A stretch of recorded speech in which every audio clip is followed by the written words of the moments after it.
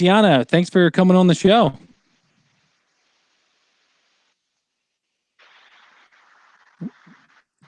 GiOnna, are you there? Can you hear me? Yes. Yes, we can. How are you? Great. How are you guys? We are wonderful. Thank you so much for joining us. We're still trying to get this live video podcast part of it. You're only our second episode with the video, so we appreciate you, working with us with that. So hopefully everything goes well with it. I'm sure it will, and I'm sure you're going to give a lot of good information for the young listeners that listen to us week in and week out. So thank you. GiOnna, we appreciate you doing it. We know you're busy. We always like to kind of start with your softball story. What was softball like for you growing up? We've had some listeners or some guests, that had to start out playing t-ball. Dad was coaching them in baseball, and then they got to be 7-8, transitioned to into softball finally. What was your story like growing up? First sport I ever played was softball. So I started out playing t-ball when I was 5 years old. I remember the first games that I played, I wore jeans, and it makes me laugh looking back at these pictures, 5 years old wearing these tight jeans. But yeah, grew up playing in the rec league organization and didn't start playing competitively till I was about 9 or 10. And my dad started coaching me then as well. And he saw that I was kind of getting more serious and more committed. And I remember him asking me, are you sure, this is what you want to do? Because if you're fully committed, like, I'm going to make sure that, you work hard and you're committed every single day. And I said, yeah, I want to do this. And he's been my coach ever since. Grew up playing travel ball, high school, and then, eventually went to UCLA and then played in the NPF. That's awesome. Can you talk a little bit about the recruiting process? Because we have a lot of young listeners about to enter that phase of their softball career. And for everybody, there's a lot of similarities with the people that we talk to week in and week out, but there's also a lot of differences. And so if you could talk about that process and what are some of the things that you learned from it that you wish you would have known looking back at it in retrospect, you wish you would have known back then that you know now? Recruiting process is a lot different now than it was when I was growing up. And it's crazy because I have these lessons who are 8, 9, 10 years old, and they're already talking about college. And Right. I didn't think about college at that age at all. I was just thinking about competing and enjoying the game and having fun. And I think that's so important to remind these young kids, instead of thinking about college 15 years from, the age of this, just remind them to have fun and compete and just truly enjoy the game. At that age, you want them to have fun. And as you get older, it's going to get a bit harder. And if they can always just go back and remember why they play, and it's because of the pure enjoyment, and for then they're more likely to stick with it. So I think at a young age, just remind them of that. But as far as the recruiting process goes, I think just be open-minded. I know everybody has their mind set on that dream school, and that's great. That's a great goal to have.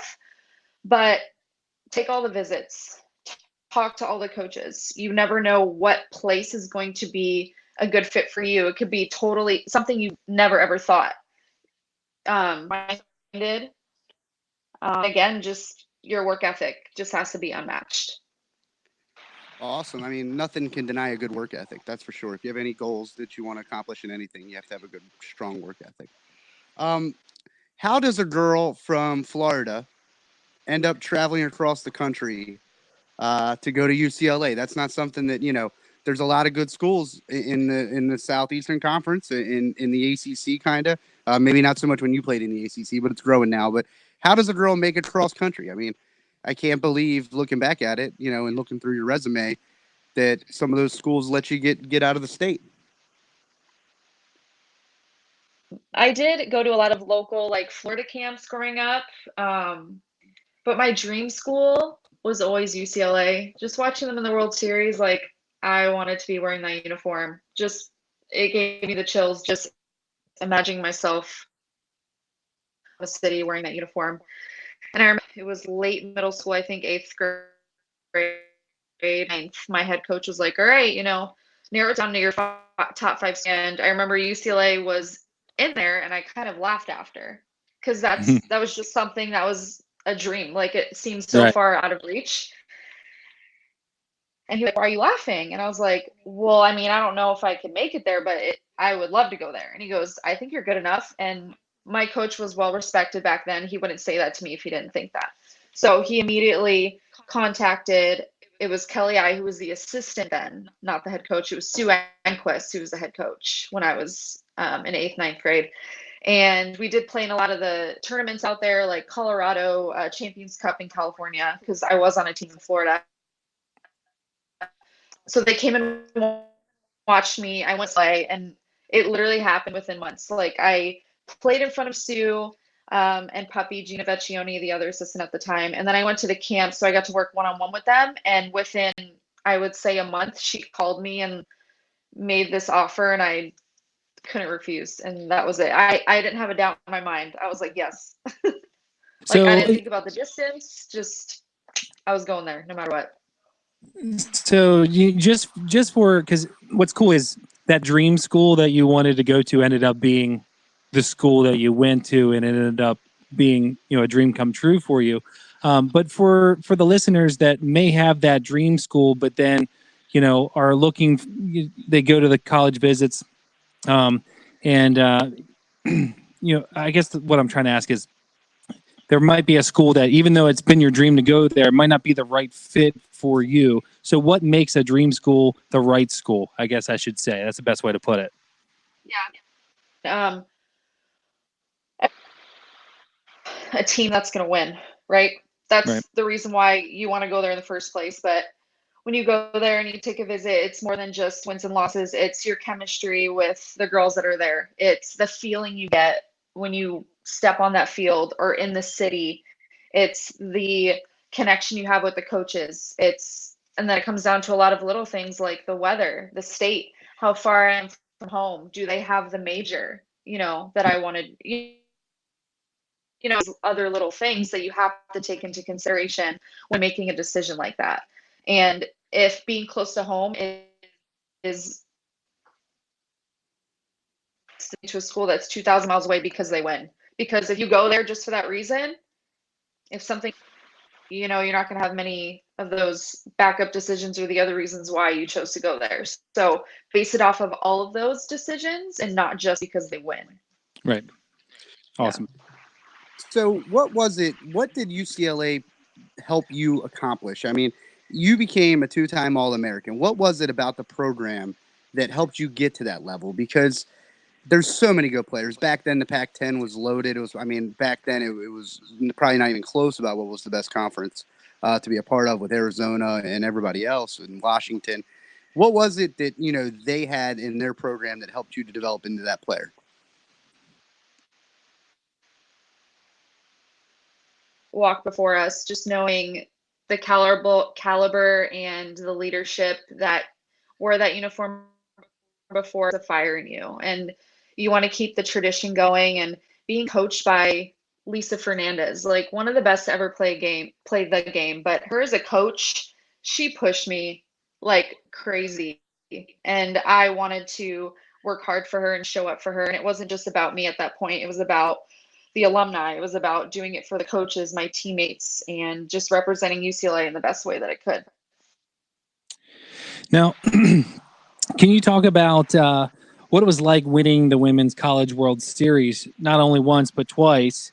And what were the differences between the two experiences for you? World Series once. Oh, sorry. I thought it was Oops. Twice. My bad. But I only won once. We tried to give you an extra. Oh yeah, No. But I could talk about the one time I did win. Yeah. Yes. Yeah. Forgive us for that. What was in 2010? It's funny because we end on top doesn't mean that the season necessarily goes that way. It was probably the hardest year as a team I had out of all 4 years. And when I say that, we had so many injuries. We went into Pac-10 having to open up against Washington, who were the defending national champs at the time. Hmm. They still had Daniel Laurie, they had Jen Salling, all those now current Olympians for the Canadian team. Our top, I would say, 6 starting athletes were out. And a position that I played probably once in my entire career, but around, and the way that we came together and fought, and we ended up beating them 1-0 in that first game. And I think that just kind of set the tone for the rest of the season, that we don't have to have our A-plus lineup out there. You know, it's us just coming together and working with what we have. And honestly, I think that just set the tone. And then losing to teams we shouldn't have lost to, that kind of lit, you know, something in our stomachs as Yeah. well. So it's not always an easy road. Hmm. Now, what would you? I mean, because obviously UCLA just won the national title again. So, what does, as an alum, you know, you said you wanted to go there for the history. Now that they've won again, and kind of, I mean, the Oklahoma's teams and recently in Florida, they kind of, in recent memory, I think, have kind of, you know, swayed people's minds on who's the best softball program, you know, in the country. Now that UCLA's done it again, does that just kind of cement, you know, the legacy that you were a part of, and Natasha Watley and all of these other players? So as alum, what does that, you know, add to the legacy of the program, and watching it from afar as opposed to being a player ingrained in it now?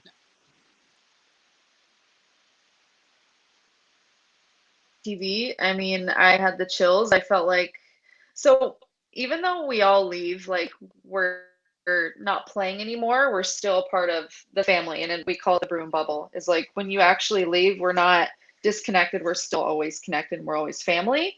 So how their season goes, like we feel emotionally connected to everything that they're doing. So I was ecstatic when they won and almost emotional, because you got to think about all the players that, you know, created the history and the tradition, and where it's at now. You can't help but just be so proud, especially, you know, after that while of ups and downs in 2010. It was just surreal to see them win this last year. I bet. Now, what? Let's talk about your pro career. Um, Tell us how you became professional, and also what was the process. Excuse me, the process like for you, and was becoming a pro something you always wanted to do? I know you had the UCLA pipe dream with going there. What about going pro? Is that something that was always in the back of your mind, or is that something that just kind of landed in your lap?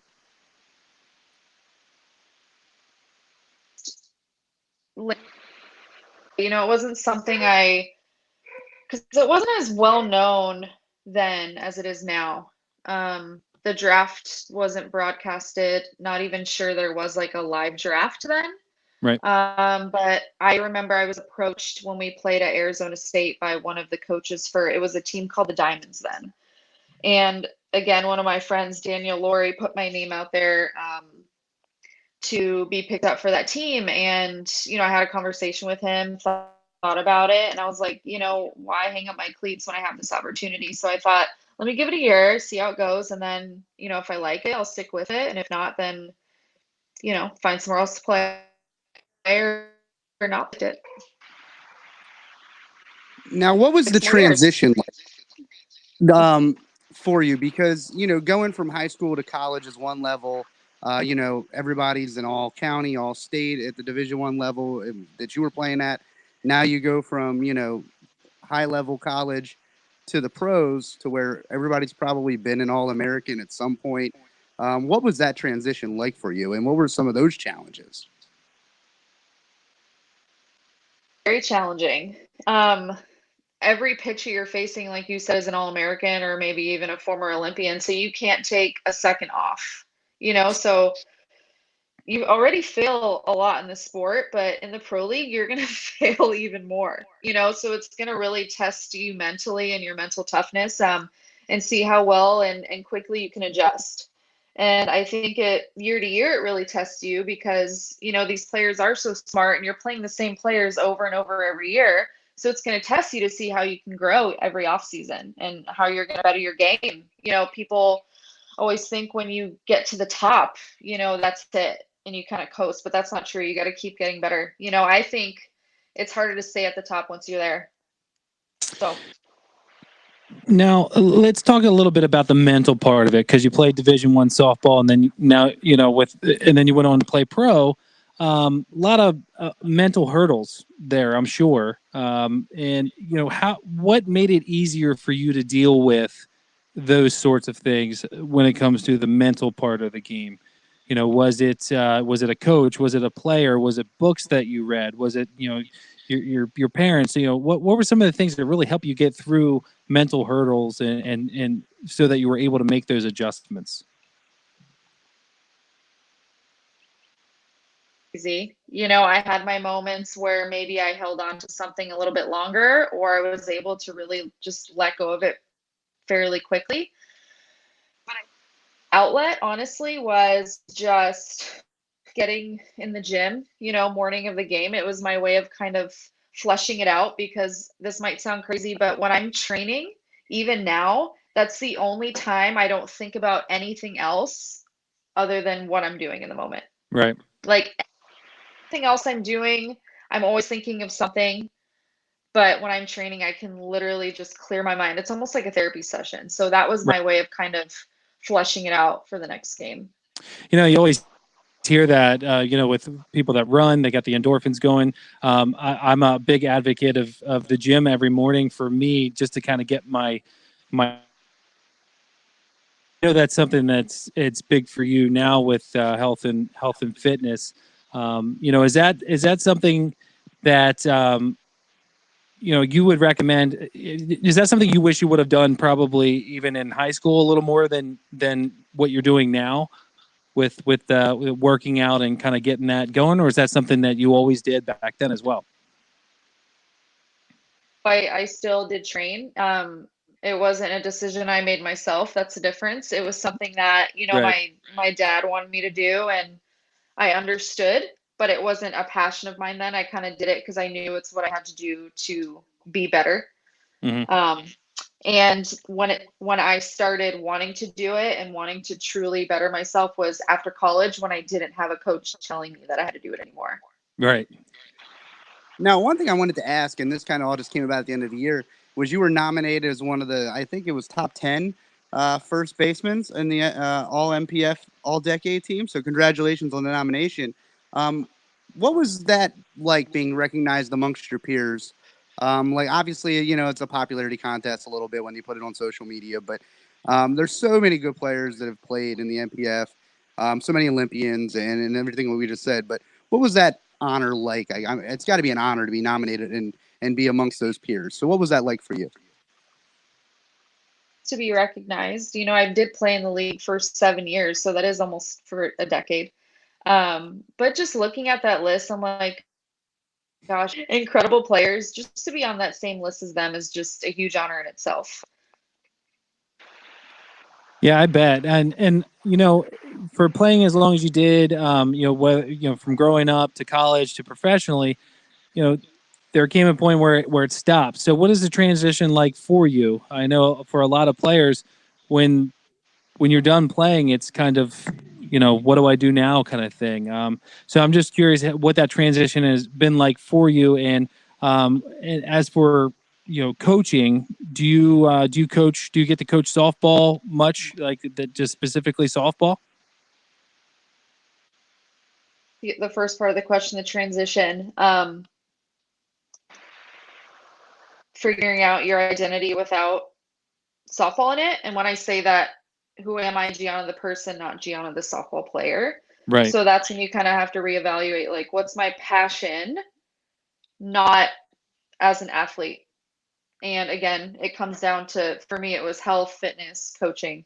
So I dove right into getting, a certification, and I've always done lessons. I still do hitting lessons. Now I'm more into the training side as well. So I do work with younger athletes, and that is my passion, just giving back, because I remember all the coaches that I worked with growing up and the impact that they had on my life. And I want to be a part of these girls' journeys. And I know since I've been there and done that, I feel like I can connect with them even better on a different level. Now, just you say you do some hitting lessons.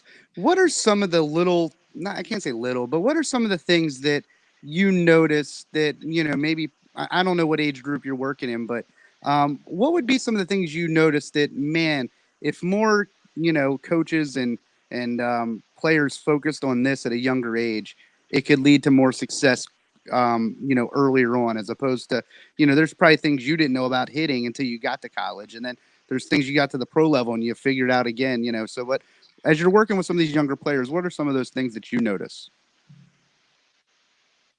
Master the fundamentals, and never stop doing them. I recall, I mean, gosh, the drills I did in the pro league before the games, my teammates know this. I did when I was in middle school.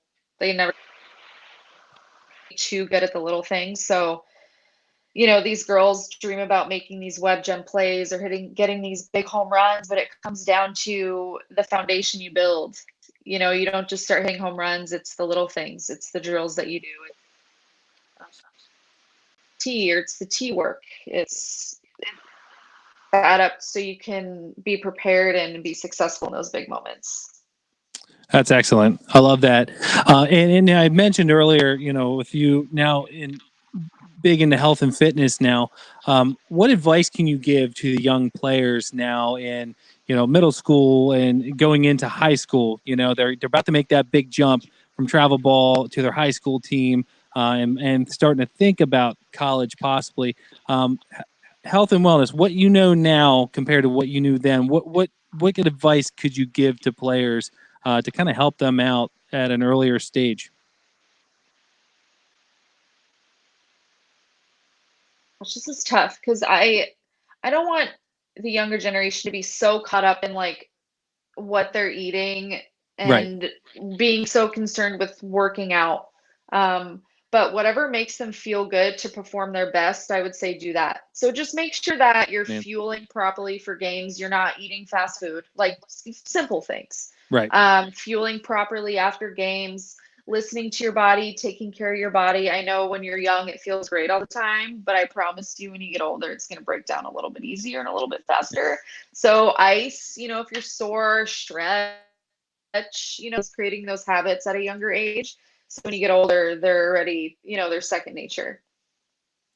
Now, one thing that I love, for anybody who doesn't follow you on social media who's listening to us, shame on them. But one thing I do love about your Instagram page specifically is your Instagram stories are fantastic. But some of the workout stuff you post is pretty cool. And you're kind of unique in that you're using kettlebells. And, most high schools around the country don't have that. They have your typical, just free weights or, elliptical stuff. What about kettlebell specifically drew you to it? And what have been some of the benefits that you've seen personally from that type of strength training?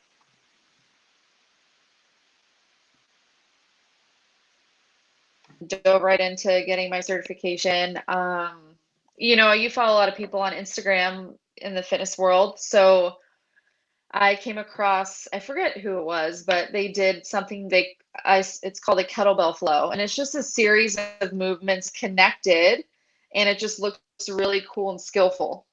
And I was like, I want to try that. It was very appealing. So that's when I wanted to try it. I remember going to the gym the next day, picking up 2 kettlebells, and I was like, wow, this is actually really hard. And I was addicted ever since, because now that, like I said, like I'm done hitting, right? I'm not competing anymore or working on that skill. So it was like, it kind of replaced hitting because it's still a very skilled technique. So I kind of dove right in and just practice it every day, did research on it, figured out what certification I wanted to get. And I loved, like you asked before, I love the skill that it takes, the practice that it takes to be really good at it. It never stops.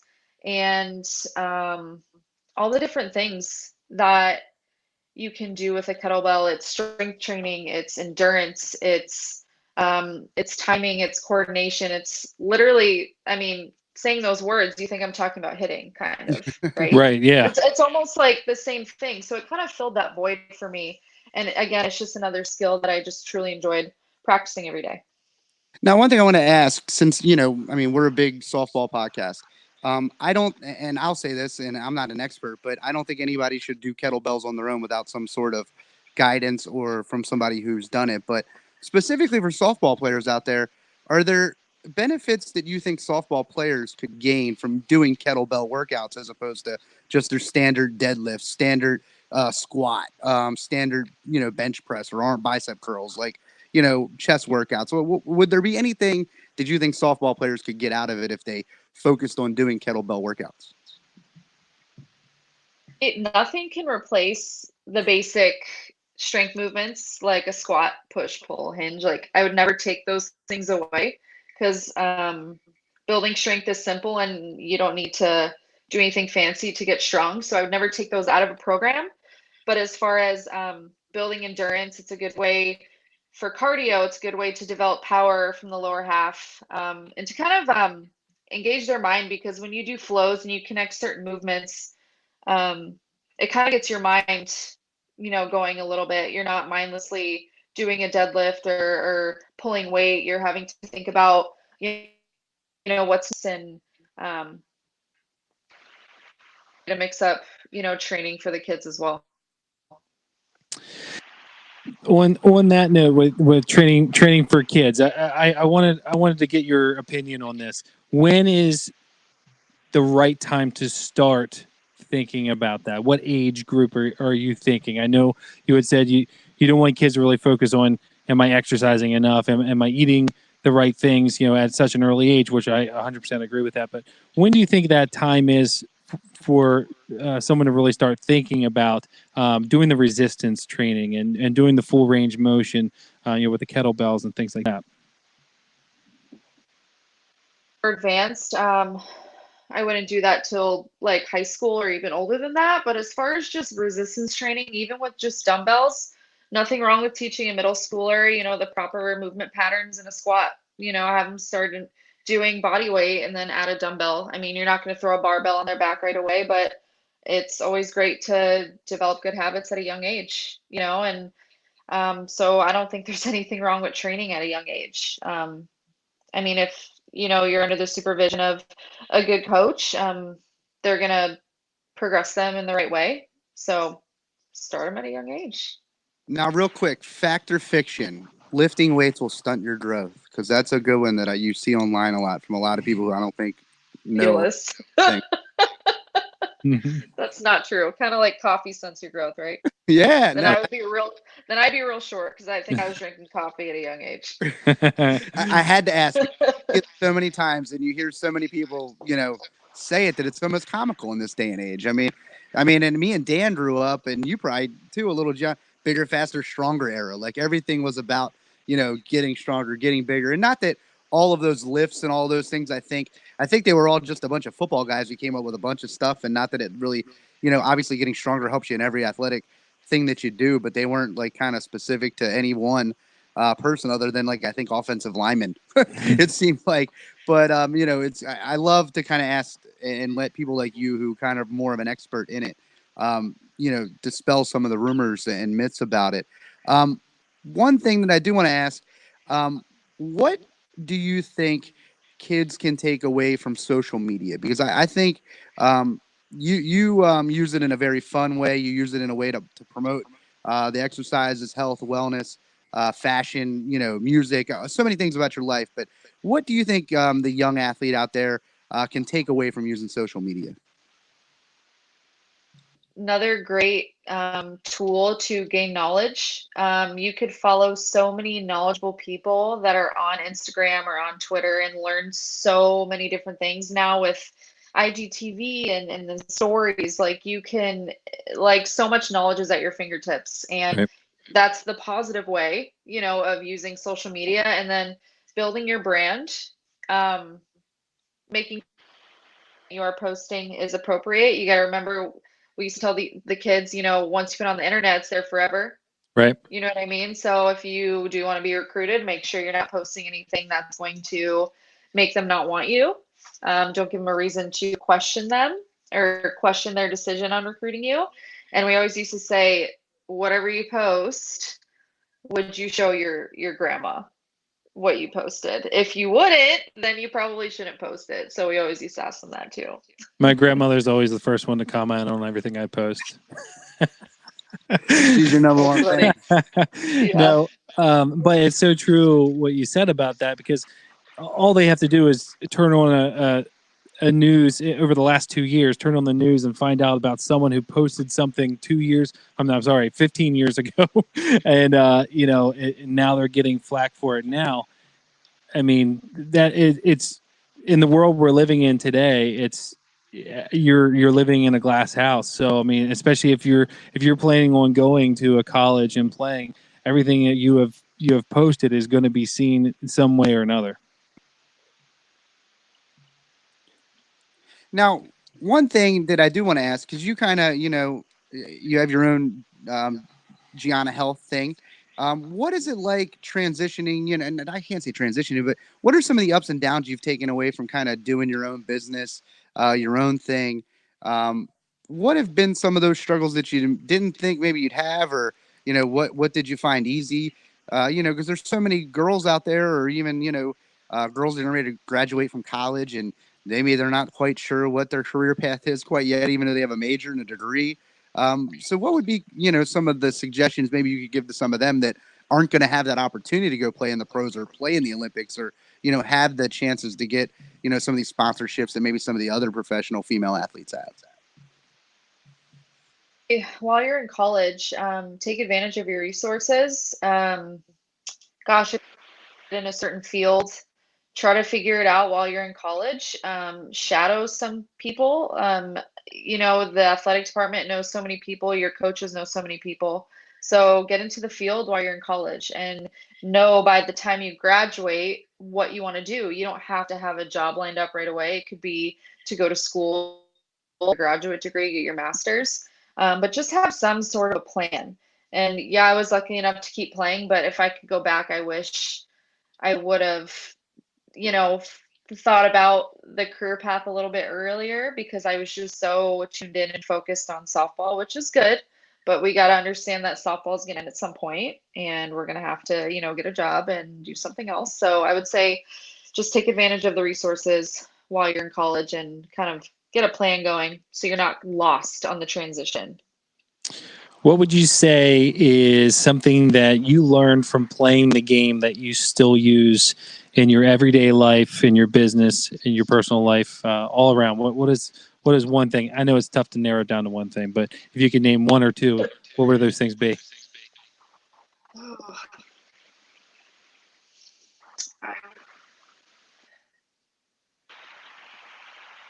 I stumped you. No, not a stump. It's just hard to. It's tough. It's Yeah, hard to narrow it down to one answer. yeah, Um, I would say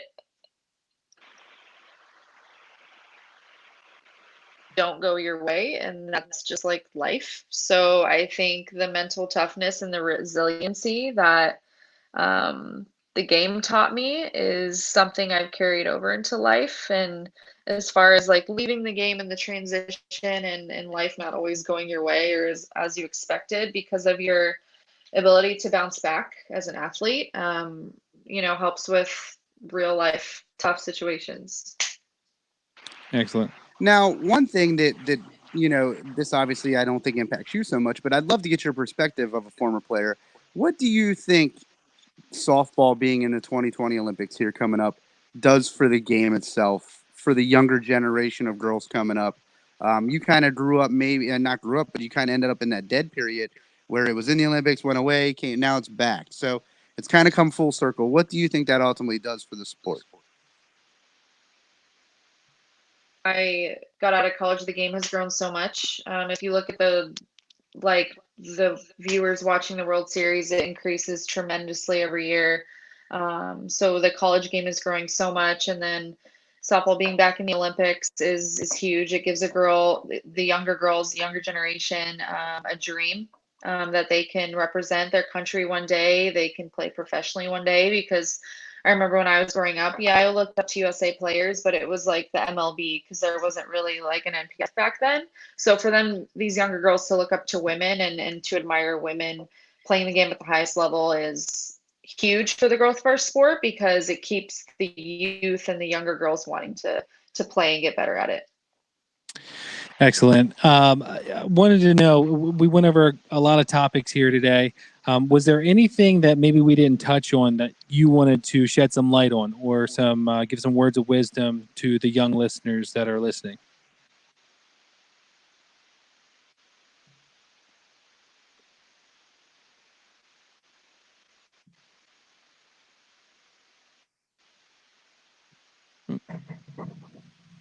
I Because think we. I feel like these kids. Sorry, we lost you for a second there. Go ahead. Okay, can you hear me now? Yes, we got you. Like you said earlier, social media is so big these days, and I just want to tell all the younger girls out there, don't compare yourself to anybody on social media. What people post is just their highlight reel. It's not really what's going on in their life, and I want them all to know that everybody's unique and special and different in their own way. And there's a place for you out there. There is, everyone has their separate journey and their destiny and what they're truly meant to be in their life. So don't compare your timeline to somebody else's timeline, where you're at that age, and where somebody else is at that age. Because at the end of the day, you're going to be where you're meant to be, and um, just just enjoy the journey. Awesome. Love it. If you could go back and tell your teenage self anything, what advice would you give yourself?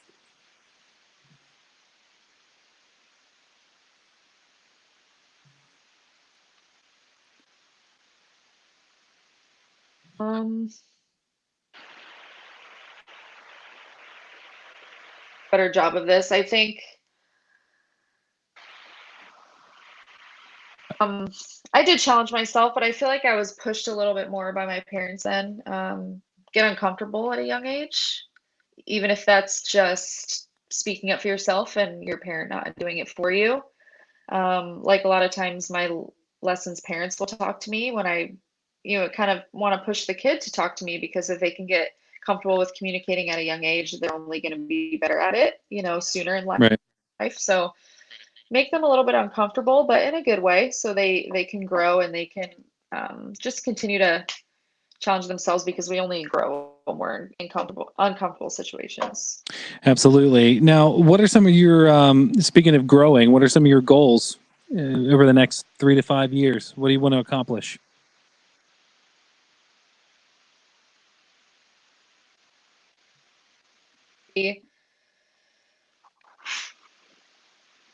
I just continue to maintain a healthy lifestyle for myself, something that I can stick with, something that I truly enjoy.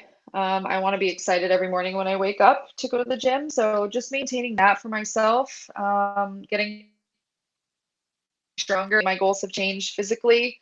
Um, Girls, hitting, and well, something that a lot of people don't know about me, I actually work full time for a family business, and I work for my dad. He's my boss. So just learning more about the company and growing there as well. Excellent. We love asking this question because this podcast has brought a lot of people into our lives to interview, and then we could, talk about the sport that they love so much, whether it be the playing or the mental part of it, or what they're doing later in life with coaching. Out of all the people that you've come in contact with in your years of playing softball, who is somebody that you would recommend that we should have on our show to add value to our listeners week in and week out? Say Danielle Laurie. I mentioned her a couple times already earlier in the interview, but I think her journey as an athlete, but as an Olympian who has 2 kids, and she's still grinding every single day. I think it's an amazing and different perspective. And if you absolutely should, she puts some really good content up. She's very real, and she would just have a really, really good perspective on all these. Yeah, I was about to say there's not too many people that are more authentic than her online. That's for sure. With always having her kids with her out in the garage doing workouts. Just trying talking honestly about missing family while you're out on the road training. I mean, she's definitely somebody, and all that she's accomplished, obviously already. But man, that would be a great one to have her join us. That's for sure. Now, GiOnna, for anybody who, like I said, doesn't follow you online, who would love to, watch you on your journey, know more about what you're doing, where can people find you online at on your social media or your website?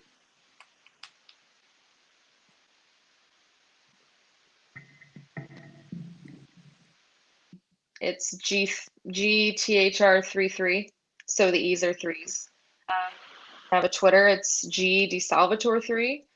And those are the two that I post on the most. And then my actual website is GiOnnaHealth.com.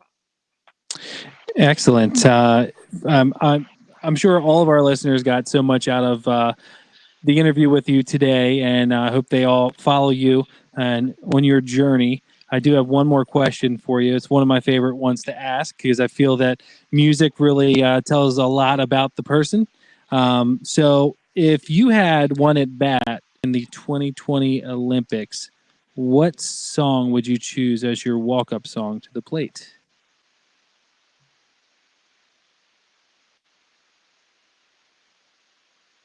Always loved Britney Spears, but she's been now somebody can laugh at that. I grew up in the 90s, okay? Yeah.